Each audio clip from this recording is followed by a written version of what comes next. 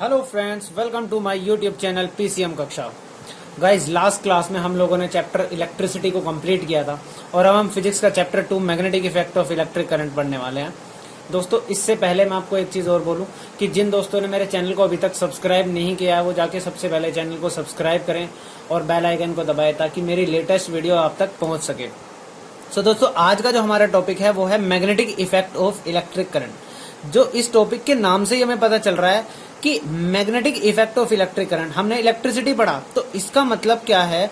इस नाम से मुझे पता चल रहा है कि इलेक्ट्रिसिटी ना कहीं मैग्नेटिक इफेक्ट को शो करेगी, तो वही क्या होगा, मैग्नेटिक इफेक्ट हो जाएगा इलेक्ट्रिक करंट का। देखो इसका मतलब क्या है, it means N electric current producing in a wire produces a magnetic field. देखो मैं यही चीज बोल रहा था आपको। मान लो लेट सपोज हमारे पास कोई वायर है, कोई कंडक्टर है, उसके अंदर हम इलेक्ट्रिसिटी पास करते हैं तो वो ना मैग्नेट की तरह बिहेव करेगा, मैग्नेटिक नेचर दिखाएगा और यही हमारी क्या प्रॉपर्टी हो जाएगी, मैग्नेटिक इफेक्ट हो जाएगा किसका, इलेक्ट्रिक करंट का। देखो मैं एक एग्जांपल से समझाता हूं आपको। ये मैंने क्या ले ली, एक बैटरी ले ली। अब ये बैटरी को मैंने वायर से कनेक्ट कर लिया और उसके अंदर ना एक नेल रख ली, नेल, आयरन नेल जो होती है ना, हमारी कील जो बोलते हैं जिसको।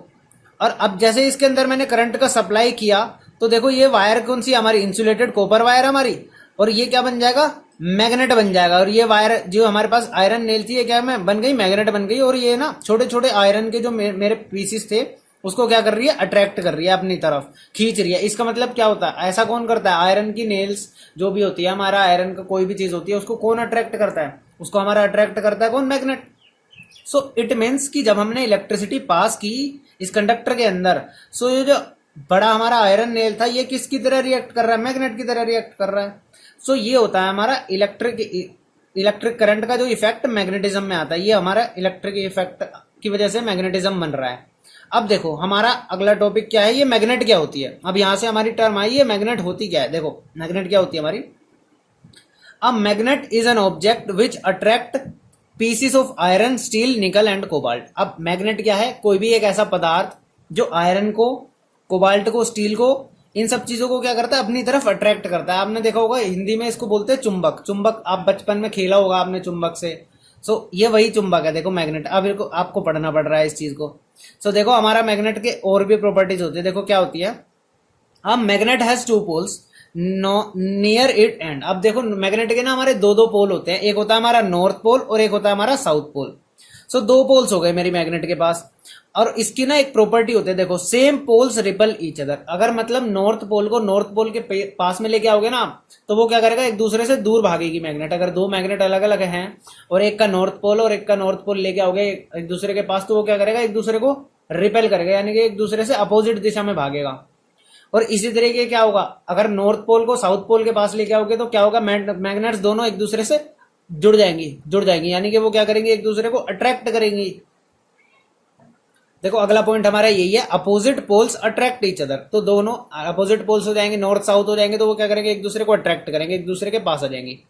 अगला पॉइंट देखो क्या है हमारा, magnets are used in radio, television, refrigerator, doors, children toys. आपने देखा होगा आपका जो फ्रिज का डोर होता है वो खुद ब खुद बंद हो जाता है, उसके अंदर क्या होती है, एकदम से अट्रैक्शन पावर आती है ना, वो क्या होती है, मैग्नेट होती है। तो और बहुत सारी चीजों में हमारा मैग्नेट का यूज किया जाता है। अब देखो एक टर्म आती है हमारी मैग्नेटिक फील्ड। आपको नाम से ही पता चल रहा होगा थोड़ा थोड़ा कि मैग्नेट का जो एरिया होगा ना वो मैग्नेटिक फील्ड कहलाएगा। तो ये वही चीज है। देखो क्या होता है, the space surrounding a magnet in which a magnetic force is exerted is called an magnetic field. अब क्या है, जिस दायरे तक मैग्नेट किसी भी चीज को अट्रैक्ट कर रही है, यानी कि आयरन को अट्रैक्ट कर रही है, यानी कि मैग्नेट की जहां तक रेंज है वो क्या हो जाएगा, उसका मैग्नेटिक फील्ड कहलाता है। अब देखो एक चीज होती है मैग्नेटिक फील्ड लाइंस। अब ये मैग्नेटिक फील्ड लाइंस क्या होती है, देखो जो हमारा एरिया था जहां तक मैग्नेट की रेंज थी उस एरिया के अंदर ना कुछ लाइंस बनी होती है, मैग्नेटिक फील्ड लाइंस बोलते हैं जिनको। सो देखो इसकी डेफिनेशन अगर मैं दूं क्या होता है, the path traced by a north magnetic pole free to move in a magnetic field is called magnetic field line. यानी कि नॉर्थ से जो चलता है पाथ और साउथ के अंदर जाके एग्जिट हो जाता है, हमारा पाथ होता है, जो ये रास्ता बनता है इसको बोलते हैं मैग्नेटिक फील्ड लाइंस। सो देखो क्या होता है, magnetic field lines always begin from north pole and end at south pole. अब ये इस तरीके से होता है, जैसे ये मेरी क्या होगी, मैग्नेट हो गई, एक मैग्नेट हो गई मेरी, ये मेरा लेट सपोज नॉर्थ पोल है और ये मेरा साउथ पोल है। अब क्या हो रहा है, नॉर्थ पोल हो गया मेरा, एक तरफ हो गया मेरा साउथ पोल। तो नॉर्थ पोल की तरफ से ना एक रास्ता इस तरीके से जाएगा और ऐसे एग्जिट कर जाएगा, ऐसे जाएगा और ऐसे एग्जिट करेगा, ऐसे जाएगा और ऐसे वहां पे खत्म हो जाएगा, ऐसे जाएगा ऐसे खत्म हो जाएगा ऐसे। और यही होती है मेरी जो लाइनें खींच रहा था मैं, यही मेरी होती है मैग्नेटिक फील्ड लाइंस। ये मेरी क्या होती है, मैग्नेटिक फील्ड लाइंस। अब हमारा एक टॉपिक आता है इसके अंदर, कंपास। अब जो हमारा कंपास होता है ये क्या होता है, देखो, a compass consisting of a tiny pivoted magnet usually in the form of a pointer which can turn freely in the horizontal plane. अब कंपास होता है हमारा एक डिवाइस होता है, इसके अंदर ना एक निडल जैसी लगी होती है, वो निडल नहीं होती है, वो क्या होती है, मैग्नेट की बनी होती है। अब हमारा जो अर्थ होती है ना, देखो जो अर्थ है उसके अंदर भी क्या होती है, मैग्नेटिक फील्ड होती है, आपको पता ही होगा, मैग्नेट होती है हमारे अर्थ के अंदर एक। और अर्थ का जो नॉर्थ साउथ पोल है ना, उसके अपोजिट वो मैग्नेट है। तो जब हम कंपास को रखते हैं ना, तो वो भी क्या करता है, नॉर्थ और साउथ की तरफ ही क्या करता है, अपना पॉइंट दिखाता है। सो उससे क्या होता है, जैसे बड़े बड़े जहाज जाते हैं समुद्र वगैरह में, तो उनमें तो क्या होता है, जब चारों तरफ पानी होता है तो डायरेक्शन का पता तो नहीं चल पाता। सो ये कंपास क्या होता है, इसको यूज करा जाता है किस चीज के लिए, अपनी डायरेक्शन का पता करने के लिए। देखो मैं आपको दिखाता हूं ये कंपास, देखो कैसा होता है। ये जो मैं दिखा रहा हूं आपको, ये है क्या, कंपास है ये देखो, इसको देख रहे हो आप, इसमें एक निडल है ना।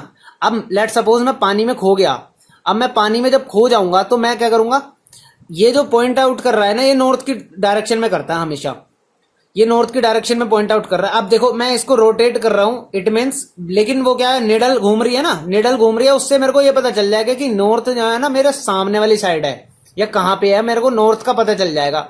और उससे मैं क्या कर सकता हूं, अपनी डायरेक्शंस का पता कर सकता हूं।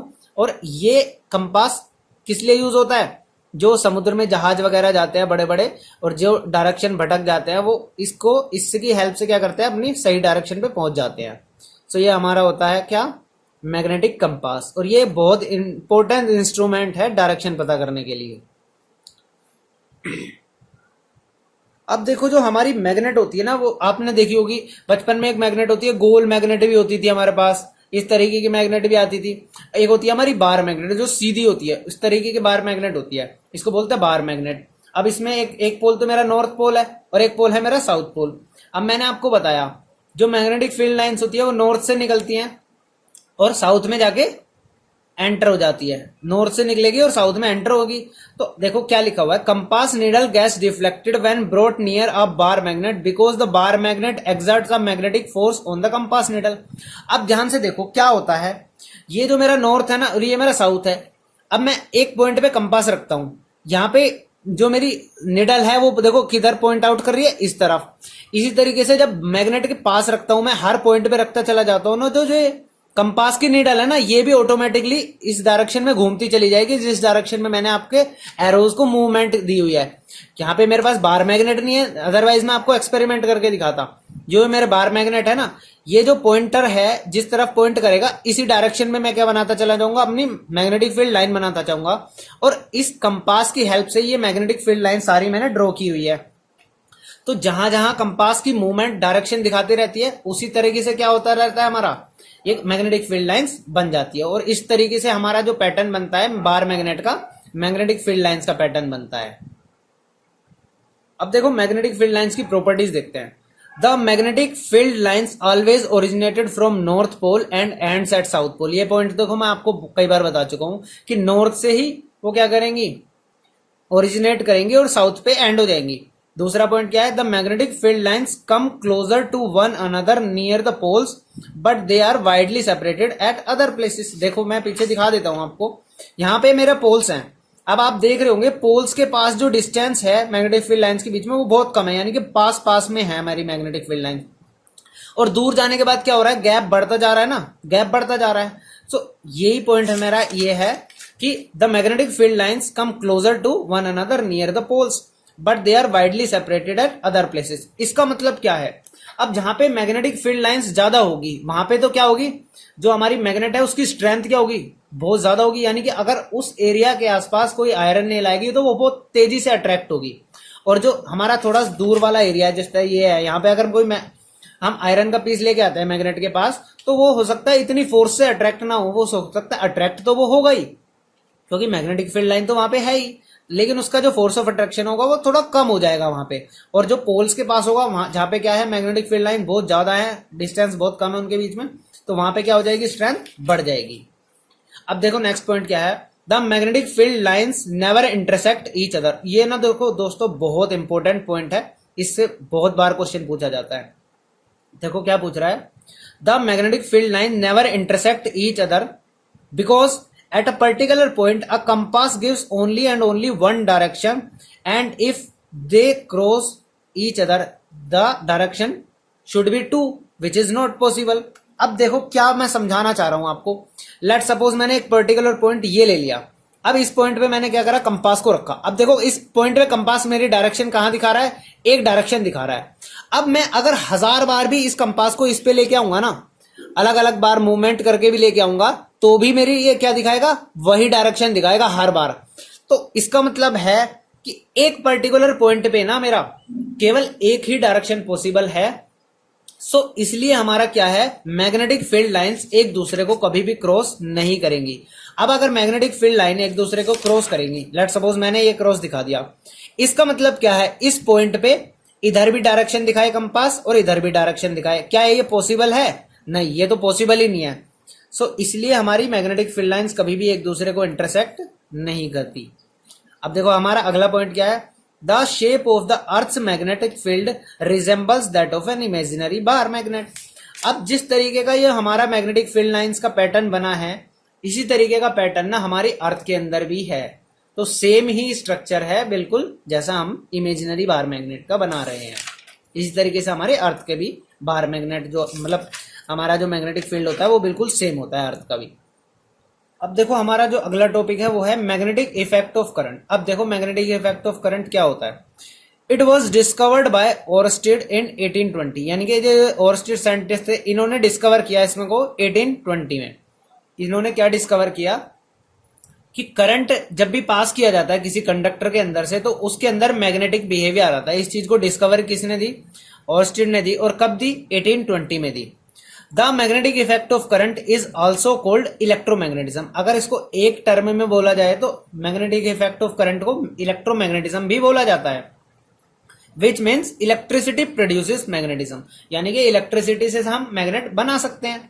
अब देखो किस तरीके से बना सकते हैं, magnetic field pattern produced by, 3 तरीके से बनाया जा सकता है। 3 तरीके का हम केस पढ़ेंगे अपने सिलेबस में। देखो क्या है, a straight conductor carrying current. अब हमने क्या करा, एक सीधा तार है, सीधा कंडक्टर है जो क्या कर रहा है, करंट कैरी करता है अपने पास, उसका केस हम डिस्कस करेंगे। अब एक केस है हमारे पास अ सर्कुलर लूप, यानी कि कोई छल्ला हो गया हमारा, जैसे गोल रिंग टाइप हो गया हमारा, उसको अभी हम डिस्कस करेंगे। और एक होता है सोलेनॉइड। अब देखो ये सोलेनॉइड क्या होता है, आप लोगों ने कभी स्प्रिंग देखा, स्प्रिंग जैसा बिल्कुल स्प्रिंग होता है ना, वो नंबर ऑफ टर्न्स होते हैं उसके अंदर, वही होता है हमारा बेसिकली सोलेनॉइड, वही हमारा केस इसमें हम डिस्कस करने वाले हैं। अब देखो मैग्नेटिक फील्ड की 1-2 प्रॉपर्टी और जान लेते हैं। Magnetic field is directly proportional to current. जो हमारा मैग्नेटिक फील्ड है ना वो करंट से डायरेक्टली प्रोपोर्शनल होता है, यानी कि अगर हम करंट की वैल्यू बढ़ा देंगे, करंट की सप्लाई बढ़ाएंगे, तो मैग्नेटिक फील्ड भी हमारी क्या हो जाएगी, ज्यादा स्ट्रॉन्ग बनेगी और फैल जाएगी वो। ऐसी तरीके से देखो क्या होता है, magnetic field is inversely proportional to the distance of wire. जैसे जैसे वायर से दूरी बढ़ती चली जाएगी मैग्नेटिक फील्ड की, वो क्या बढ़ती जाएगी, वीक बढ़ती जाएगी। तो वो हो गया इनवर्स रिलेशन। अब देखो हम पहला केस देखते हैं स्ट्रेट कंडक्टर का। लेकिन स्ट्रेट कंडक्टर का केस देखने से पहले ना हम एक रूल जान लेते हैं जो हमारे साइंटिस्ट ने दिया था, मैक्सवेल साहब ने। देखो क्या दे रहे हैं मैक्सवेल साहब, Maxwell right hand thumb rule. इसका नाम क्या है, Maxwell right hand thumb rule. अब इसके नाम से ही पता चल रहा है, यानी कि इसमें हम राइट हैंड को यूज करेंगे और राइट हैंड के थंब को यूज करेंगे। सो देखो मैक्सवेल साहब ने क्या बोला, पहले तो मैं स्टेटमेंट पढ़ रहा हूं और उसके बाद मैं आपको एक्सप्लेन करता हूं। Imagine that you are holding the current carrying conductor in your right hand so that your thumb points in the direction of current, then the direction in which your finger encircles the wire will give in the direction of magnetic field lines around the wire। अब देखो इसमें क्या बोला हुआ है, ये देखो ये हमारा स्ट्रेट कंडक्टर है, ये हमने थंब है जिसको पकड़ लिया है। मैं आपको इस पेन से समझाता हूं। देखो ये मेरे पास पेन है, आप इस पेन को समझ लो कि इसमें ना करंट जा रहा है, इसमें करंट जा रहा है, और इस मैक्सवेल ने बोला है कि इस करंट कैरिंग कंडक्टर को ना हम अपने राइट हैंड में होल्ड करेंगे, राइट हैंड में पकड़ेंगे, और इस तरीके से पकड़ेंगे कि ये जो हमारा थंब है ना, ये करंट की डायरेक्शन में हो जाए। अब लेट सपोज मैंने माना कि ये करंट ना इस तरफ से ये ढक्कन की तरफ जा रहा था, तो मेरा थंब ऐसे हो जाएगा, देखो ऐसे हो जाएगा। अब मैक्सवेल साहब ने बोला है जब ये थंब मेरा इस तरीके से पोजीशन में आ रहा है, तो जो मेरी उंगलियां है ना, देखो किस तरीके से घूम रही हैं, इस तरीके से घूम रही है ना, सारी ऐसे जा रही हैं, यानी कि एंटी क्लॉकवाइज डायरेक्शन में जा रही हैं। कहां जा रही है? एंटी क्लॉकवाइज डायरेक्शन में जा रही है। तो मेरा जो मैग्नेटिक फील्ड लाइंस की डायरेक्शन होगी वो क्या हो जाएगी? एंटी क्लॉकवाइज हो जाएगी। और अगर इसका उल्टा होता, सोचो करंट नीचे की तरफ को जा रहा होता, तो मैं क्या करता? अपने थंब को इस तरीके से पॉइंट आउट करता ना, और अब देखो मेरी उंगलियां किस तरफ रैप हो रही है? क्लॉकवाइज डायरेक्शन में। तो मेरा आंसर क्या होता? क्लॉकवाइज। तो यही चीज दी थी मैक्सवेल साहब ने कि हम अपने एक स्ट्रेट कंडक्टर के अंदर जिसमें करंट जा रहा है उसमें मैग्नेटिक फील्ड लाइंस की डायरेक्शन का कैसे पता करेंगे। तो इन्होंने एक रूल दिया था, राइट हैंड थंब रूल, यानी कि अपने उस कंडक्टर को हमने राइट हैंड में होल्ड कर देना है और इस तरीके से होल्ड करना है कि हमारा जो थंब हो वो करंट की डायरेक्शन में आ जाए। तो जो हमारी उंगलियां होंगी ना, जिस तरफ वो उंगलियां रैप हो रही होंगी वही डायरेक्शन क्या हो जाएगी? मैग्नेटिक फील्ड लाइंस की हो जाएगी। सो ये हमारे मैक्सवेल साहब ने दिया था। सो अब हम पढ़ते हैं magnetic field patterns by straight conductor. अब ये समझना हमारे लिए बहुत आसान हो जाएगा। देखो हमने एक सर्किट डिजाइन किया जिसमें एक बैटरी कनेक्ट की, बैटरी और इस ये जो हमारा है ये क्या है? स्ट्रेट कंडक्टर है जिसके अंदर से करंट जा रहा है। अब ये हमने ना बोर्ड के अंदर से निकाला है, बोर्ड के अंदर से निकाला, ये हमारा एक बोर्ड है, बोर्ड के अंदर से मैंने वायर निकाला यानी कि कंडक्टर निकाला जिसके अंदर करंट था। अब मुझे इसकी डायरेक्शन निकालनी थी मैग्नेटिक फील्ड की। अब देखो मैंने क्या किया, मेरा जो करंट की डायरेक्शन है वो नीचे से ऊपर की तरफ जा रही है। देखो अब नीचे से ऊपर की तरफ जा रही है, यानी कि ये पेन को समझ लो, और पेन को मैंने इस तरीके से होल्ड किया और मैंने क्या करा? करंट की डायरेक्शन में अपने थंब को सेट कर लिया। अब मैंने देखा कि मेरा जो उंगलियां हैं वो किस तरफ जा रही है? एंटी क्लॉकवाइज डायरेक्शन में जा रही है ना कि नहीं? ये जा रही है, ये नीचे से ऊपर जा रहा है ना, नीचे से ऊपर। तो नीचे से ऊपर देखो, ये मैं कैसे आपको समझा देता हूं। नीचे से ऊपर की तरफ मैंने करंट की डायरेक्शन में अपना थंब कर लिया, ये देखो, और जो ये मेरा उंगलियां रैप कर रही हैं इस करंट कैरिंग कंडक्टर को, देखो वो क्या है? Anti clockwise direction. सो मैंने जितने भी ये पैटर्न बनाए हैं सारे क्या बना दिए? एंटी क्लॉकवाइज डायरेक्शन में बनेंगे हमारे। सो ये मेरा पैटर्न तैयार हो गया, किसका? मैग्नेटिक फील्ड लाइन का पैटर्न बन गया स्ट्रेट कंडक्टर के थ्रू। अब देखो हमने सेकंड केस क्या बोला था अपना? सेकंड केस बोला था मैंने एक सर्कुलर लूप के अंदर, यानी कि एक रिंग टाइप होगा। अब देखो ये है ना, ये बन गई हमारी रिंग, जो ब्लू ब्लू से बनी हुई है ना, ये रिंग है। और ये ना, ये जो बोर्ड है इसको दो बार क्रॉस करके आएगी, एक बार यहां से और एक बार यहां से। अब ध्यान से देखो इसके अंदर क्या होगा, इसके अंदर भी हमारा मैक्सवेल का राइट हैंड थंब रूल ही लगने वाला है। अब देखो क्या हुआ, मैंने करंट को पास किया, करंट यहां से गया, कहां से जा रहा है? करंट इधर से जा रहा है, तो यानी कि यहाँ पे करंट की डायरेक्शन क्या होगी? ऊपर की तरफ। यहाँ पे करंट की डायरेक्शन क्या होगी? ऊपर की तरफ। और यहां से जब ऊपर की तरफ डायरेक्शन जा रही है तो मैं मैक्सवेल का अपना राइट हैंड थंब रूल लगाता हूं। यहां से करंट नीचे से ऊपर गया तो मेरा यही चीज लगेगी, नीचे से ऊपर। देखो मेरी जो मैग्नेटिक फील्ड का पैटर्न बना वो क्या बना? Anti clockwise. तो यहां से जितने भी हमारी मैग्नेटिक फील्ड लाइंस के पैटर्न बनेंगे ये सारे एंटी क्लॉकवाइज जाएंगे यहां से। अब यहां से देखो, जब करंट यहां से पास होके ऊपर से नीचे की तरफ आएगा, ऊपर से नीचे की तरफ आएगा तो मेरा क्या हो जाएगा? अब ध्यान से देखो, मैंने क्या करा? ऊपर से नीचे की तरफ को करंट सेट कर दिया। अब नीचे से ऊपर देखो तो मेरी जो मैग्नेटिक फील्ड लाइंस की डायरेक्शन थी वो क्या हो गई? क्लॉकवाइज बन गई ना। सो यहां से मेरी क्या हो जाएगी? क्लॉकवाइज पैटर्न बन जाएगा। और ये मेरा क्या हो गया? कंप्लीट पैटर्न तैयार होगा, किसका? सर्कुलर लूप के थ्रू। इस तरीके से देखो इसके पॉइंट्स देखो, magnetic field lines is directly proportional to current. मैं आपको बता ही चुका हूं ये पॉइंट पहले भी कि जैसे जैसे करंट की अमाउंट बढ़ेगी मैग्नेटिक फील्ड लाइंस भी क्या हो जाएगी? बढ़ जाएगी। ऐसे ही दूसरा पॉइंट मेरे पास क्या है? Magnetic field is inversely proportional to the radius of the circular loop, यानी कि जितना भी रेडियस उसका छोटा होगा स्ट्रेंथ उतनी ही ज्यादा होगी, और जितना रेडियस बढ़ जाएगा स्ट्रेंथ उतनी ही वीक हो जाएगी। अब देखो क्या है, strength of magnetic field increased by number of turns of coil.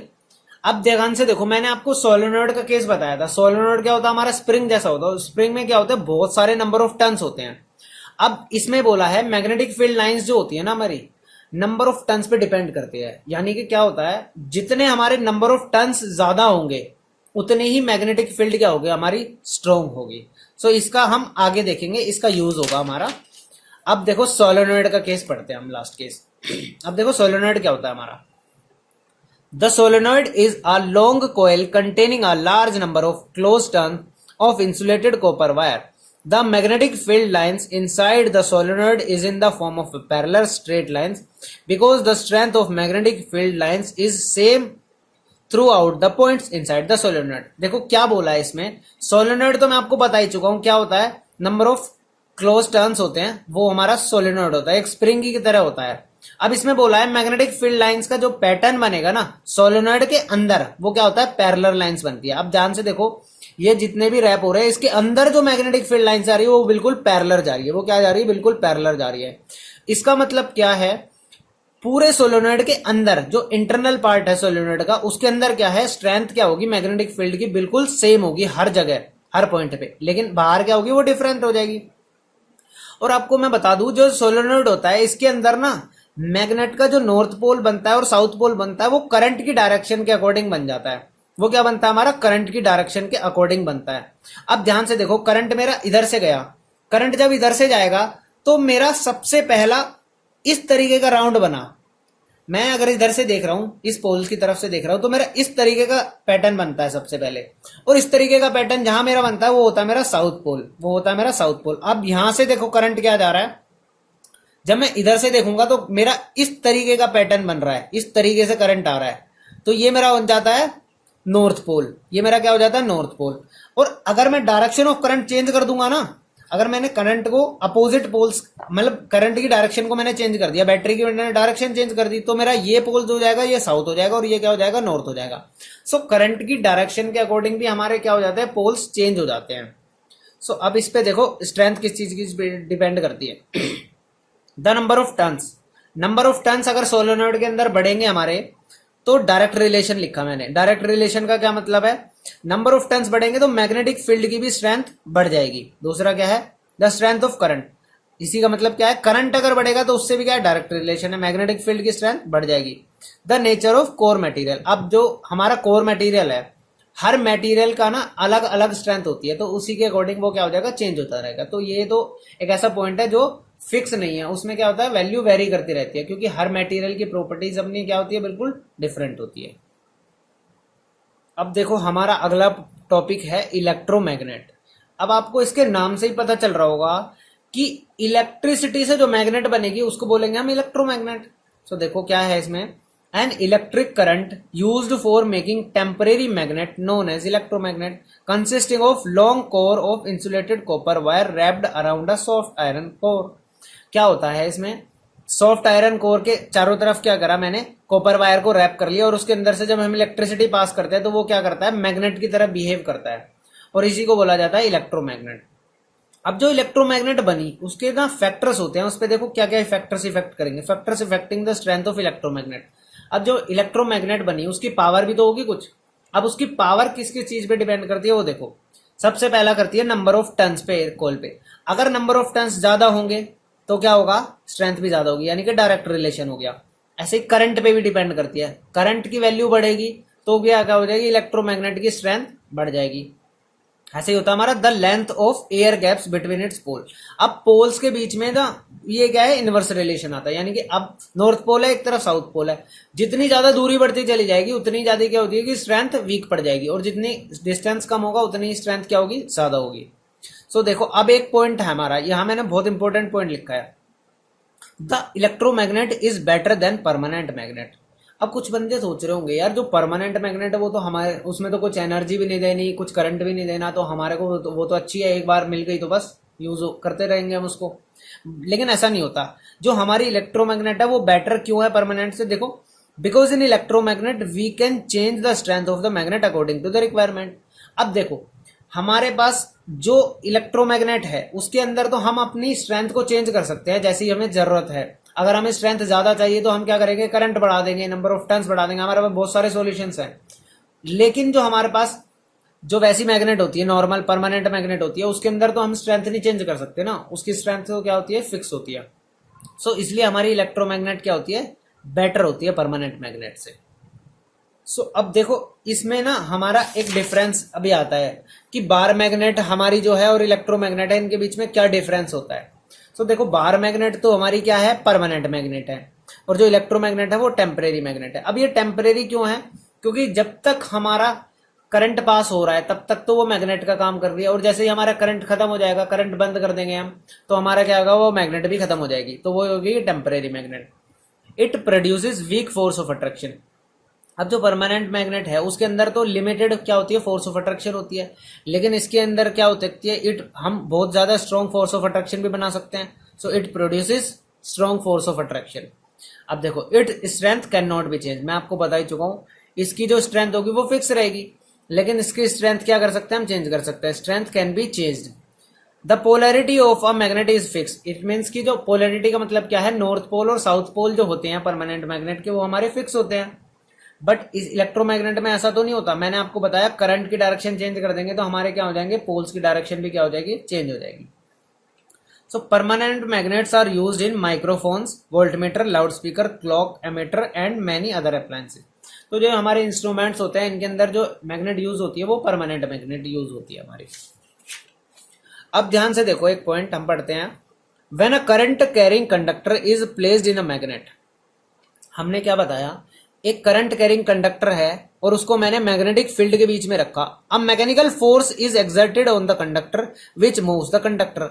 अब देखो इस लाइन का स्टेटमेंट का क्या मतलब है, मैंने आपको डायग्राम से समझाता हूं। ये मेरा स्टैंड है, स्टैंड पे से मैंने क्या करा, ये मैंने बैटरी से कनेक्ट कर दिया, बैटरी से कनेक्ट किया इस वायर को जो है रैप कर रखा है मैंने, और इससे ये जो मेरा कंडक्टर ए बी है ना, इस कंडक्टर के अंदर करंट प्रोवाइड किया मैंने।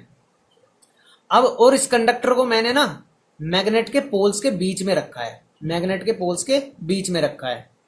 अब देखो इस स्टेटमेंट का मेरा मतलब था कि जब भी कोई करंट कैरिंग कंडक्टर, यानी कि एक कंडक्टर ऐसा जिसके अंदर करंट है, और जब वो मैग्नेटिक फील्ड के बीच में रखा जाएगा, परपेंडिकुलर रखा जाएगा मैग्नेटिक फील्ड के, तो उस पे ना फोर्स लगेगी। मेरा कहने का मतलब ये है कि अगर लेट सपोज ये मान लो ये वाला जो मेरा पेज है लेफ्ट साइड का पेज है और ये मेरा राइट साइड का पेज है, ये हो गया मैग्नेटिक फील्ड, और ये मैंने इसके बीच में जो पेन रखा है ना, ये मेरा हो गया एक करंट कैरिंग कंडक्टर, एक ऐसा कंडक्टर जिसके अंदर करंट है।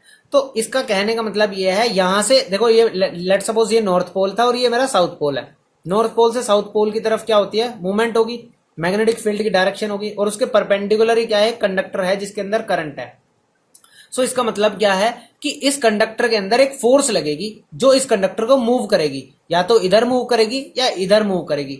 यानी कि जब भी कोई करंट कैरिंग कंडक्टर किसी मैग्नेटिक फील्ड के बीच में रखा जाता है उसके अंदर फोर्स लगती है, ये मैं आपको बताना चाह रहा हूं, उसके अंदर क्या लगती है, एक फोर्स लगती है। सो यही चीज इसमें समझाई गई है। देखो, no force acts on a conductor if it is placed parallel to the magnetic field. अब लेट सपोज ये मैंने क्या कर लिया, नॉर्थ पोल कर लिया, और ये मेरा हो गया साउथ पोल। अब नॉर्थ पोल से साउथ पोल की तरफ देखो इधर को जाएगी मैग्नेटिक फील्ड, और मैंने अपने कंडक्टर को परपेंडिकुलर ना रख के उसी की डायरेक्शन में रख दिया इस तरीके से। सो कोई भी फोर्स उस पर नहीं लगेगी। ऐसे केस में क्या होता है, कोई फोर्स उस पर नहीं लगती। अब देखो कुछ इंपॉर्टेंट बातें जो आपको पता होनी चाहिए। हमारा जो हार्ट है ना और जो हमारा ब्रेन है वो भी क्या करता है, मैग्नेटिक फील्ड प्रोड्यूस करता है ह्यूमन बॉडी के अंदर। अब आपको देखो, हम आजकल सुनते हैं किसी के कहीं दर्द हो जाता है तो क्या कहते हैं डॉक्टर्स, क्या रिकमेंड करते हैं कि एमआरआई करा लो। अब ये एमआरआई क्या होती है, इसका मतलब देखो इसकी फुल फॉर्म होती है magnetic resonance imaging, used to scan internal parts. हमारी बॉडी के इंटरनल पार्ट्स को स्कैन करने के लिए काम आती है। अब इसके जो प्रिंसिपल होता है ना, एक्चुअली में जो हमारी बॉडी के अंदर मैग्नेटिज्म है, यानी कि जो मैग्नेटिक लाइंस हैं उसको ट्रेस करके ना ये क्या करते हैं, हमारी इंटरनल बीमारियों को निकाल के लेके आता है। सो ये हमारा जो प्रिंसिपल है ये मैग्नेटिज्म पे ही डिपेंड करता है। अब देखो जो हमारा नेक्स्ट टॉपिक है उसका नाम है फ्लेमिंग्स लेफ्ट हैंड रूल। अब जो ये फ्लेमिंग नाम के साइंटिस्ट थे इन्होंने एक लेफ्ट हैंड रूल बनाया। अब इन्होंने तीन चीजों को यूज करा। अब मैग्नेटिक फील्ड आप पढ़ चुके हैं, मैग्नेटिक फील्ड की डायरेक्शन ली इन्होंने, एक इन्होंने करंट की डायरेक्शन ली और एक फोर्स का यूज किया। तीन चीजों का यूज किया और इन्होंने अपने रूल के अंदर ना अपने लेफ्ट हैंड को यूज किया है, वो तो इसके नाम से ही पता चल रहा है। अब ध्यान से देखो इन्होंने किस तरीके से उसको यूज किया, मैं आपको ना अपने हैंड से शो करता हूं। ये देखो इन्होंने क्या करा, मैं एक बार सबसे पहले रीडिंग करता हूं और उसके बाद आपको समझाता हूं। Hold the four finger. Four finger क्या होती है, हमारी जो अंगूठे के साइड वाली फिंगर होती है वो फोर फिंगर होती है। द सेंटर फिंगर, जो सबसे लॉन्गेस्ट अपनी फिंगर है वो हमारी सेंटर फिंगर है। And the thumb of your left hand in such a way that they all are mutually perpendicular to each other. मतलब हमने क्या करना है, अपनी फोर फिंगर को, सेंटर फिंगर को और थंब को, तीनों को इस हिसाब से अरेंज करना है कि वो तीनों एक दूसरे से परपेंडिकुलर हों। And if your four finger is in the direction of magnetic field, और अगर आपकी फोर फिंगर मैग्नेटिक फील्ड की डायरेक्शन में है, and the centre finger is in the direction of current, और आपकी सेंटर फिंगर क्या है, करंट की डायरेक्शन दिखा रही है, then your thumb will give the direction of force. और जो अभी मैंने आपको समझाया कि एक करंट कैरिंग कंडक्टर के अंदर जब आप मैग्नेटिक फील्ड के बीच में रखते हो तो उसमें फोर्स लगती है, तो उस जो फोर्स की डायरेक्शन निकालने के लिए ना फ्लेमिंग्स ने ये रूल निकाला था। उस फोर्स की डायरेक्शन पता चलेगी हमारे को इस रूल से। अब ध्यान से देखो, मेरे लेफ्ट हैंड को देखो आप, ये मेरा लेफ्ट हैंड है, ये मेरी हो गई फोर फिंगर, ये मेरी फोर फिंगर हो गई, ये मेरी हो गई सेंटर फिंगर, और ये मेरा हो गया थंब। अब मैंने इनको तीनों को इस हिसाब से अरेंज करना है कि ये तीनों एक दूसरे के परपेंडिकुलर हो जाए। अब देखो, मेरी फोर फिंगर और सेंटर फिंगर परपेंडिकुलर है, मेरा थंब और फोर फिंगर परपेंडिकुलर है, और मेरा ये भी क्या है, आपस में परपेंडिकुलर है, तीनों मेरे परपेंडिकुलर हो गए। अब मैंने देखो इस हिसाब से मैंने क्या करा, अपने हैंड को अरेंज कर लिया। अब इसको याद करने के लिए देखो क्या होता है, इसको याद करने का सिंपल सा तरीका है, इसको फादर, मदर और चिल्ड्रन, फादर, मदर, चिल्ड्रन। अब इनके ना फर्स्ट अल्फाबेट ला लो। फादर से एफ यानी कि फोर्स, मदर से मैग्नेटिक फील्ड यानी कि एम एम, और करंट या चिल्ड्रन, सी से चिल्ड्रन, सी से करंट। तो फादर, मदर, चिल्ड्रन करके आप क्या कर सकते हो, इसको याद कर सकते हो। तो ये मेरा हो गया क्या, फोर्स, ये मेरा हो गया मैग्नेटिक फील्ड, और ये मेरा हो गया करंट। अब इसमें रूल में क्या बोला हुआ है कि मैंने आपको क्या करना है, देखो अरेंज करनी है अपनी ये तीनों चीज। आपको कैसे अरेंज करनी है, आप क्या करो, अपनी फोर फिंगर को मैग्नेटिक फील्ड की डायरेक्शन में अरेंज कर लो। मैग्नेटिक फील्ड की डायरेक्शन में अरेंज कर लिया मैंने इसको, और जो हमारी सेंटर फिंगर है उसको करंट की डायरेक्शन में अरेंज कर लो। तो जब हम इसको अपने अकॉर्डिंग इसको एडजस्ट कर लेंगे, जहां पे भी हमारे को क्वेश्चन के अकॉर्डिंग दिया होगा या फिर हमारे को जहां पे भी यूज होगा, सो जो हमारा थंब की डायरेक्शन बचेगी ना, वो डायरेक्शन क्या देगी, हमारे को फोर्स की डायरेक्शन देगी। अब देखो इसको ना मैं एक क्वेश्चन से समझाता हूं तो आपको बहुत अच्छे से समझ में आ जाएगा। देखो एक क्वेश्चन पढ़ते हैं हम, इसके अंदर देखो क्या है, इलेक्ट्रॉन ऊपर से नीचे की तरफ आ रहा है, मैग्नेटिक फील्ड लेफ्ट से राइट की तरफ जा रही है, और क्वेश्चन क्या है, what will be the direction of force, right जाएगी, लेफ्ट जाएगी, आउट ऑफ पेज जाएगी, या इनटू द पेज जाएगी। अब इस क्वेश्चन को ना ध्यान से देखो। अब आपको पता होगा जिधर इलेक्ट्रॉन की मूवमेंट होती है उससे अपोजिट डायरेक्शन में करंट मूवमेंट करता है। तो मैं अपने हाथ को अरेंज करके दिखाता हूं इसको। ये मैंने अपना लेफ्ट हैंड ले लिया, मैग्नेटिक फील्ड मेरी लेफ्ट टू राइट जा रही है, तो मैग्नेटिक फील्ड को तो मैंने अपनी लेफ्ट टू राइट कर दिया। ये देखो लेफ्ट टू राइट जा रही है ना, तो ये मेरी मैग्नेटिक फील्ड है। अब मुझे इसको नहीं हिलाना, ये मेरे को क्या करनी है, फिक्स रखनी है अपनी, बिल्कुल फिक्स इसी पोजीशन में सेट करके रखना है इसको। इलेक्ट्रॉन इधर जाना था यानी कि करंट उधर जाएगा, और लेकिन अभी मेरी करंट की पोजीशन कहां है, मेरी तरफ को आ रही है ना करंट, और लेकिन करंट जाना चाहिए अपोजिट डायरेक्शन में। सो मैं अपने हाथ को ना 180 डिग्री पे मूव करूंगा।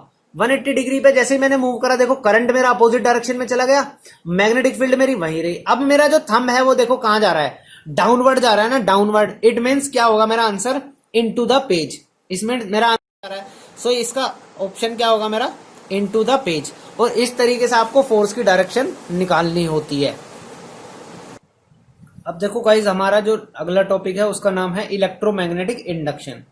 अब इलेक्ट्रोमैग्नेटिक इंडक्शन देखो क्या होता है, the production of electricity from magnetism is called electromagnetic induction. अभी हमने जो पढ़ा, हमने ये पढ़ा कि इलेक्ट्रिसिटी गई तो उससे मैग्नेट बनी। अब हम पढ़ेंगे कि मैग्नेट से इलेक्ट्रिसिटी कैसे डेवलप होती है। देखो कैसे हो रही है, एग्जांपल देखो कैसे कैसे हमारी इलेक्ट्रिसिटी डेवलप होती है। Bar magnet is moved in and out of a coil of wire. Bar magnet क्या करा, एक कोयल है हमारे पास, उस कोयल के चारों, उसके अंदर क्या हो रहे हैं, इन एंड आउट मूवमेंट कर रहे हैं बार मैग्नेट के अंदर। तो जो हमारा इलेक्ट्रिक करंट होगा वो डेवलप हो जाएगा किसके अंदर, कोयल के अंदर। एक तो ये पॉइंट हो गया। अभी मैंने इसको अच्छे से एक्सप्लेन भी करूंगा। When a straight wire is moved in and out of the poles of a magnet, then a current produce in wire. It can be produced by using two coils, because if the current in one is changed, then current is induced in the other coil। अब देखो इसका मतलब क्या है, ये induction होता क्या है, इलेक्ट्रोमैग्नेटिक इंडक्शन मेरा क्या है। यानी कि अभी हमने देखा कि हमने क्या किया, मैग्नेटिक फील्ड के बीच में आपने करंट कैरिंग कंडक्टर को रखा तो फोर्स लगी। अब उल्टा होकर के देखेंगे, इसमें क्या होगा, हमने क्या करा, मैग्नेटिक फील्ड के बीच में एक कंडक्टर को ना मूवमेंट कराई, यानी कि फोर्स हमने अपनी तरफ से दे दी उसको। उसको मूवमेंट देंगे ना हम, फोर्स देंगे, तो उस कंडक्टर के अंदर क्या होगा, करंट डेवलप होगा। क्या होगा, करंट डेवलप होगा। उसी को बोला जाता है इलेक्ट्रोमैग्नेटिक इंडक्शन। जैसे आप एक एग्जांपल से समझो, लेट सपोज ये जो मेरी फिंगर्स है ना, ये कोई कोयल है, एक तरीके से कोयल है, ये समझ लो, इस तरीके से कोई कोयल है हमारे पास, और उस कोयल के अंदर अगर हमारी लेफ्ट राइट कोई भी मूवमेंट हो रही है मैग्नेटिक फील्ड के बीच में, तो उस कोयल के अंदर क्या होता है, करंट डेवलप हो जाता है, और इसी चीज का नाम होता है इलेक्ट्रोमैग्नेटिक इंडक्शन, यानी कि मैग्नेटिज्म से भी हम क्या कर सकते हैं, इलेक्ट्रिसिटी प्रोड्यूस कर सकते हैं। अब इसी चीज के ऊपर ना फ्लेमिंग्स ने एक राइट हैंड रूल भी निकाला अपना। अब देखो सबसे पहले रीड करते हैं और उसके बाद इसको समझाते हैं। For the direction of induced current, अब देखो करंट तो निकला, अब उस करंट की डायरेक्शन निकालने के लिए ना इन्होंने राइट हैंड रूल बनाया। अब राइट हैंड रूल में भी ना इन्होंने वही 3 फिंगर्स को यूज किया है। For the direction of induced current, hold the thumb, the forefinger and the centre finger of your right hand mutually perpendicular to each other. Then if your forefinger is in the direction of magnetic field and thumb is in the direction of force, then your center finger gives the direction of induced current. अब देखो उसमें क्या था, left hand rule में हमने क्या निकालना था, फोर्स की डायरेक्शन निकालनी थी। अब इसमें हमारे को फोर्स की डायरेक्शन तो पता है क्योंकि हम फोर्स दे रहे हैं। अब हम फोर्स दे रहे हैं और हमारे पास मैग्नेटिक फील्ड की डायरेक्शन भी है, तो हमने क्या निकालना, करंट की डायरेक्शन निकल जाएगी। अब हमने इसको देखो राइट हैंड को मैंने सेम अरेंज किया उसी की तरह, तीनों परपेंडिकुलर है एक दूसरे के। अब इसमें क्या होगा, मैंने अपनी जो फोरफिंगर है इसको किसके अकॉर्डिंग, मैग्नेटिक फील्ड के अरेंज कर लेना है, मैग्नेटिक फील्ड की डायरेक्शन में अरेंज कर लेना है। और जो मेरा थंब है उसको मैंने क्या कर लेना, फोर्स की डायरेक्शन में अरेंज कर लेना है। तो जो मेरी ये सेंटर फिंगर होगी ना, ये मेरी किसकी चीज की डायरेक्शन दे देगी, करंट की डायरेक्शन दे देगी, और इससे मेरे क्या हो जाएगा, आंसर निकल जाएगा, या फिर जो भी मेरे को रिक्वायरमेंट है करंट की डायरेक्शन निकालने की, वो मेरा काम हो जाएगा इसमें। अब देखो इस चैप्टर में एक टॉपिक हमारा आता है एसी और डीसी। अब ये एसी और डीसी क्या होता है, देखो एसी होता है हमारा ऑल्टरनेट करंट और डीसी होता है हमारा डायरेक्ट करंट। अब देखो इसके बीच में क्या डिफरेंस होता है। AC reversed its direction periodically and direct current always flows in one direction. यानी कि देखो अगर ये स्ट्रीम लाइन सीधा ऐसे ऐसे फ्लो कर रहा है, ये तो होता है हमारा डायरेक्ट करंट, और अगर वो क्या करता है, पीरियोडिकली अपने डायरेक्शन चेंज करता रहता है, ये होता है हमारा alternate current. The magnitude of current continuously changes, इसके अंदर क्या होता है, मैग्नीट्यूड क्या होता है, करंट का चेंज होता रहता है। The magnitude of the current may और मे नॉट रिमेन कांस्टेंट, यानी कि उसके अंदर कांस्टेंट रह भी सकता है मैग्नीट्यूड और चेंज भी हो सकता है। अब तीसरा पॉइंट देखो क्या है, current obtain from AC generator and current in our domestic circuit are AC. जो हमारे घरों में सर्किट यूज होता है, हमारे घरों में जो करंट यूज होता है वो क्या होता है, हमारा एसी करंट यूज होता है। और जो एसी जनरेटर होते हैं वो भी क्या बनाते हैं, एसी करंट ही प्रोड्यूस करते हैं। एंड देखो current obtain from a battery and direct DC generator is DC. अब जो हमारी बैटरियां होती है ना, जो गाड़ियों के अंदर बैटरियां होती है, इन्वर्टर से पहले बैटरी रखी होती है, वो क्या करती है, हमारी डीसी करंट करती है। अब देखो कुछ बच्चों के दिमाग में एक चीज आई होगी कि सर जब डायरेक्ट करंट बनता है बैटरी से तो हमारे घरों के अप्लायंस कैसे चलते हैं, आप तो बता रहे थे कि एसी से चलते हैं हमारे घरों के अप्लायंसेस। तो देखो जो वो इन्वर्टर नाम का डब्बा रखा होता है ना, उसका काम यही होता है, वो क्या करता है, डायरेक्ट करंट को एसी करंट में कन्वर्ट करता है और फिर आगे भेज देता है पूरे घर में सर्किट के अंदर। सो इसलिए इन्वर्टर क्या करता है, डायरेक्ट करंट को एसी के अंदर कन्वर्ट करता है और तब हमारे इंस्ट्रूमेंट्स चलते हैं उससे। और हमारे इंडिया में जो एसी की फ्रीक्वेंसी है यानी कि वो क्या है, 50 हर्ट्ज। अब इसका मतलब क्या है कि एक सेकंड में ना 50 बार वो क्या करती है, अपनी डायरेक्शन को चेंज करती है। यानी कि करंट की डायरेक्शन एक बारी में 50 टाइम्स चेंज होती है। अब आपसे एक क्वेश्चन पूछा जाए कि डायरेक्ट करंट ने अगर आपको पकड़ लिया, वो खतरनाक है या अल्टरनेट करंट खतरनाक है?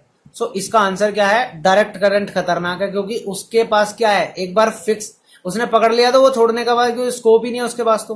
लेकिन अल्टरनेट क्या होगा, एक लेवल पे ऊपर उठ के नीचे जीरो पे आएगा और फिर ऊपर उठेगा फिर नीचे जाएगा, तो उसमें एक स्कोप बच जाता है। हाँ, एक कंडीशन ऐसी होती है कि बंदे को वो छोड़ सकता है करंट। अब देखो एक टॉपिक है हमारा डोमेस्टिक इलेक्ट्रिक सर्किट, यानी कि हमारे जो घरों में सर्किट होता है वो किस तरीके का होता है। सबसे पहले ना हमारे पास पीछे से जो वायर आती है ना, वो 2 वायर आती है, एक आती है लाइव वायर और एक आती है न्यूट्रल वायर। जो इसके जनरल कलर है ना वो क्या होते हैं, न्यूट्रल वायर ब्लैक कलर की आती है। देखो मैंने आपको ब्लैक कलर की बना के दिखाई है, ये जो ब्लैक कलर की आई है, और यहां से एक आई है लाइव वायर। और सबसे पहले ये वायर्स कहाँ इनपुट करती है, ये करती है इलेक्ट्रिसिटी बोर्ड फ्यूज में। सबसे पहले इलेक्ट्रिसिटी बोर्ड के फ्यूज में आती है। अब जो ये फ्यूज होता है, ये क्या होता है, एक इंस्ट्रूमेंट होता है, सेफ्टी डिवाइस होता है। यानी कि अगर पीछे से करंट की वैल्यू क्या हो जाएगी, लिमिट से ज्यादा आ जाएगी, तो ये क्या हो जाएगा, फ्यूज उड़ जाएगा, ताकि हमारे घर के जो अप्लायंसेस हो वो सेफ रह सके। अब इस बोर्ड से आगे गया कहाँ, इलेक्ट्रिक मीटर में। अब जो हमारे घरों में मीटर लगा होता है उसके पास जाएंगे ये दोनों वायर, यानी कि लाइव वायर और न्यूट्रल वायर पहुंचेंगे किसके अंदर, इलेक्ट्रिक मीटर के अंदर, जहां से हमारी रीडिंग आती है। अब इसके बाद हमारे पास आगे चला जाएगा ये, एक होता है हमारा distribution box containing main switch and fuses for each circuit. अब एक हमारी ना डिस्ट्रीब्यूटिंग यूनिट होती है, जहां से क्या होता है करंट जाता है अलग अलग सर्किट्स के अंदर, और वहां पे क्या होता है हमारे मेन स्विच लगे होते हैं और फ्यूजेस लगे होते हैं अलग अलग सर्किट के। अब जो कुछ सर्किट होते हैं हमारे 5 एम्पियर वाले और कुछ होते हैं हमारे 15 एम्पियर वाले, तो उसके अकॉर्डिंग वो क्या करता है, करंट आगे भेज देता है। अब एक जो ये ग्रीन वायर लगा हुआ है ना अलग से, देखो ये क्या होता है, जो हमारी कोई भी मेटेलिक चीज है जिसके अंदर करंट क्या हो सकता है, लीकेज हो सकता है। सो इसमें क्या होता है, अर्थ वायर को ना उस मेटेलिक बॉडी वाली चीज से कनेक्ट कर लेते हैं हम, और अर्थ के अंदर ना एक गड्ढा बना के, गड्ढे के अंदर क्या होता है एक मेटल को रख के वहां पे क्या करते हैं एक उसका सर्किट डिजाइन कर देते हैं। उस सर्किट से क्या होता है, उस सर्किट का रेजिस्टेंस क्या होता है, बहुत लो होता है। तो वो क्या होता है, जो भी करंट अगर उसके अंदर लीकेज हो रहा होता है वो करंट कहां चला जाता है, अर्थ के अंदर चला जाता है। उससे क्या होता है, हमारा जो कोई भी बंदा अगर मेटेलिक बॉडी को हाथ लगाएगा तो उसके अंदर क्या होता है, करंट उसको नहीं लगता, वो क्या हो जाता है, बच जाता है इलेक्ट्रिक शॉक वगैरह से। सो ये देखो इससे क्वेश्चन भी पूछा जाता है। देखो क्वेश्चन क्या है हमारा, why it is necessary to connect an earth wire to electrical appliances having metallic core. तो मैंने आपका इसका आंसर बता दिया। देखो मैं रीड कर देता हूं एक बार फिर से, the metallic body connected to the earth wire provides a low resistance conducting path for the current. It ensures that any leakage of the current to the metallic body of the appliances keeps it potential to that of the earth। यानी कि वो जो leakage current होता है ना उसको अर्थ के अंदर पहुंचा देता है और बंदे को इलेक्ट्रिक शॉक से बचा लेता है। अब देखो इससे रिलेटेड एक क्वेश्चन हो रहा था, describe 4 important features of domestic electric circuit supply lines. देखो क्या क्या होता है। सबसे पहला पॉइंट क्या है हमारा, different circuits and different appliances in each circuit are connected in parallel. तो हमारे सब चीजें सारे इंस्ट्रूमेंट्स किस चीज में कनेक्ट करे जाते हैं, पैरेलल सर्किट बनाया जाता है। दूसरा पॉइंट क्या है, each appliances is provided with an independent on and off switch which is always joint to the live wire. तो हमारा जो सब अप्लायंसेस होते हैं सबके पास इंडिविजुअल स्विच होता है और वो किस में कनेक्ट किया जाता है, लाइव वायर से कनेक्ट किया जाता है। 2 separate circuits are used in one of 15 ampere for appliances with higher power rating and another of 5 ampere for bulbs, tubes, fan etc। यानी कि जो हमारी हैवी चीजें होती हैं, गीजर वगैरह हो गया, रेफ्रिजरेटर, तो हमारा देखो रेफ्रिजरेटर हो गया, गीजर हो गया, हमारा प्रेस हो गया, आयरन हो गई, इन सब चीजों को के लिए हमारे को 15 एम्पेयर पावर की जरूरत होती है एसी वगैरह के लिए। और जो हमारी छोटी मोटी चीजें होती है, बल्ब हो गया, फैन हो गया, इन सब चीजों के लिए 5 एम्पेयर सर्किट होता है। तो हमारे 2 सर्किट्स का क्या करा जाता है, हमारा कनेक्शन किया जाता है। अब इसमें एक पॉइंट आता है, electric fuses of appropriate capacities are use. यानी कि एक 5 एम्पेयर का इलेक्ट्रिक फ्यूज लगाया जाता है और एक 15 का, अकॉर्डिंग टू द यूज लगाया जाता है, क्योंकि पीछे से अगर करंट हाई अमाउंट में आएगा तो क्या कर देगा, वो सर्किट को ब्रेक कर देगा और हमारे अप्लायंसेस को क्या कर देगा, बिल्कुल सेव कर देगा। तो देखो हमारा ये इलेक्ट्रिक फ्यूज होता क्या है। इलेक्ट्रिक फ्यूज क्या है, अ fuse is a safety device having a short length of a thin plated copper wire having low melting point. यानी कि एक वायर होता है पतला सा जिसकी मेल्टिंग पॉइंट क्या होती है, बहुत कम होती है, मेल्टिंग पॉइंट बहुत कम होती है। यानी कि जब भी उसके अंदर कोई हाई अमाउंट ऑफ टेम्परेचर जाता है, यानी कि करंट आता है, तो वो क्या होता है, तो तुरंत मेल्ट हो जाती है और सर्किट को ब्रेक कर देती है। अब fuse wire is connected in series. हमेशा ना ये जो फ्यूज वायर लगाया जाता है ये सीरीज कनेक्शन के अंदर लगाया जाता है। अब देखो एक पॉइंट हो रहा है इसका, अब pure copper wire is not used because of the high resistance. आप कुछ बंदे बोलेंगे कि सर प्योर कॉपर वायर क्यों नहीं लगाया जाता, टिन प्लेटेड ही क्यों लगाया जाता है। उसका रीजन ये है क्योंकि जो प्योर कॉपर वायर है ना उसकी रेजिस्टेंस हाई होती है, बहुत ज्यादा हाई होती है, इसलिए उसको यूज नहीं करते। अब एक इंपॉर्टेंट पॉइंट है इसके अंदर, large current can flow in domestic wiring under 2 circumstances. अब जो बहुत ज्यादा अमाउंट ऑफ हाई करंट आ जाता है वो 2 ही केस में हो सकता है, या तो शॉर्ट सर्किट हो जाए या फिर हमारी ओवरलोडिंग हो जाए। अब देखो शॉर्ट सर्किट क्या होता है, the touching of live wire and neutral wire is known as short circuiting due to low resistance. अब जो हमारा लाइव वायर है और न्यूट्रल वायर है, अगर ये एक दूसरे के साथ कनेक्शन में आ जाएंगे तो सर्किट की लेंथ क्या हो जाएगी, छोटी हो जाएगी। और जब वो छोटे लेंथ के अंदर सर्किट के अंदर करंट घूमेगा, सेम अमाउंट ऑफ करंट, वो क्या हो जाएगा, हीट प्रोड्यूस करेगा, उसकी वजह से क्या हो जाती है, बर्निंग भी हो जाती है। सो ये होता है हमारा शॉर्ट सर्किट। ऐसे ही हमारी ओवरलोडिंग, नाम से पता चल रहा होगा ओवरलोड, यानी कि हम एक ही सर्किट के अंदर, एक ही स्विच के अंदर बहुत सारे अप्लायंसेस अगर कनेक्ट कर दे तो वो क्या हो जाता है हमारा overloading. When many electrical appliances are switched on at the same time they draw an extremely large current from the circuit. अब उसके अंदर क्या हो जाएगा, बहुत ज्यादा करंट की अमाउंट रिक्वायरमेंट हो जाएगी और इस चीज को बोला जाता है हमारा ओवरलोडिंग। अब देखो इस हमारे चैप्टर का लास्ट पॉइंट है एमसीबी।